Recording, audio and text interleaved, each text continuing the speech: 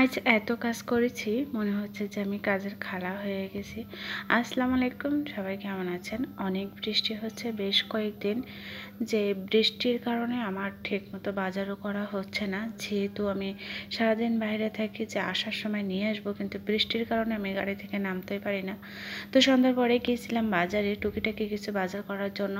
আর বাসায় আম ছিল না, যেহেতু আমের মৌসুম চলে যাবে বেশ কিছুদিন পরে, আর কিন্তু থাকবে না। অল্প কিছুদিনের জন্য কিন্তু আম ফলটা আমরা পেয়ে থাকি, আম কাঁঠাল। এটা কিন্তু সারা বছর যদি থাকতো তাহলে আমের প্রতি এত আমাদের আকর্ষণ থাকতো না। আর আম খুব ফেভারেট, শুধু একা আমার না, সবারই আমি মনে করি যে আম ফেভারেট। আর আলু ছিল না, পেঁয়াজ ছিল না, ডে বাই ডে কিন্তু আবার জিনিসপত্রের দাম বেড়ে যাচ্ছে। পেঁয়াজের দামটা কিন্তু কম ছিল, কিন্তু আজ অনেক বেশি, 55 টাকা করে কেজি নিয়ে আসছি।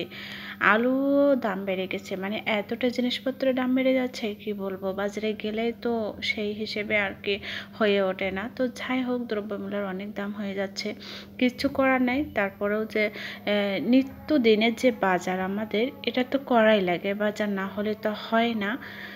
তো আমি কিছু আম কিনে নিয়ে আসছিলাম, এগুলোকে ফজলি আম বলে। অনেক বড় বড় আম ছিল। তো আমগুলো যে এত মিষ্টি ছিল, খুব ভালো ছিল আমগুলো। আমি ভাবছিলাম যে আমগুলো কিনে টক হয় কিনা, মানে মনের ভিতরে কেমন জানি হচ্ছিল যে আমগুলো টক হয় কিনা, কিন্তু না। সাথে শাক নিয়ে আসছে, লাল শাক। আর একটা পেঁপের দাম নিয়েছে 35 টাকা। পেঁপেটা খুব বেশি ভালো হবে না আমার মন বলছে। আর শাক নিচে 20 টাকা, 20 টাকা করে তারই নিচে।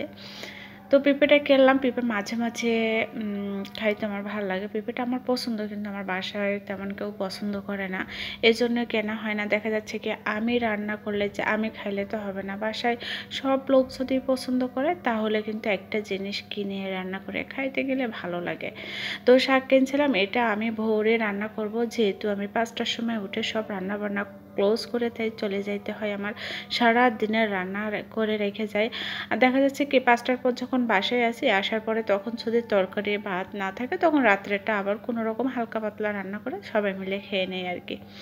তো এই আমগুলো 50 টাকা করে কেজি নিয়েছে, তাও আমগুলো কিন্তু অনেক ভালো ছিল। রাত্রে আমি তো অনেক আম খাই, আম আমার খুব পছন্দ। বাসায় কে খাইলো কে না খাইলো এটা আমি দেখি না, যখন দেখি যে আম আছে তখনই আমি শুধুই আম খাই। আমার আম খেতে খুবই ভালো লাগে, আম কাঁঠাল। তো এই যে অল্প কিছু বাজার করে নিয়ে আসছি, আর এটা কিন্তু আমি প্রতিদিনই বাজার করি, এটা শুধু একদিন আজকে বাজার করছি আর করব না তা না, প্রত্যেকটা দিন আমার বাজার করা, সন্ধ্যার পরে প্রত্যেকটা দিন আমি বাজার করে নিয়ে আসি। টুকিটাকি কিছু কাঁচা বাজার তো কিনে কখনো কোনো দিন আমি ফ্রিজে রাখি না, যেহেতু আমার পাশেই বাজার, সন্ধ্যার পরে বাজার বসে এই জন্য।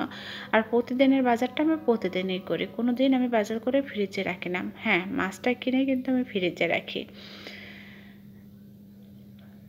আর পেঁপেটা দেখতেছিলাম যে পেঁপেটা কেমন হবে, আমি আরও বলছিলাম যে পেঁপেটা কি বতি হয় কিনা, কিংবা কি হয়।